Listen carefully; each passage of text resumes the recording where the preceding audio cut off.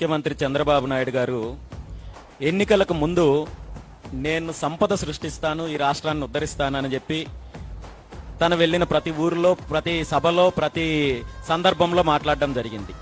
తీరా అధికారంలోకి వచ్చిన తర్వాత మంగళవారం కోసం వెయిట్ చేసే పరిస్థితి ఈరోజు క్రియేట్ చేశారు. ఇప్పటి వరకు ముఖ్యమంత్రి గారు సృష్టించిన సంపద ఏంటి అంటే జీరో అని చెప్పాలి. ఎందుకంటే నిజంగా ఈ రాష్ట్రం అప్పులు చేయాల్సిన దుస్థితిలో ఉందా అంటే నన్ను అడిగితే ఎవరు ఒప్పుకున్నా ఒప్పుకోకపోయినా ఆ అవసరం లేదనే అంటాను.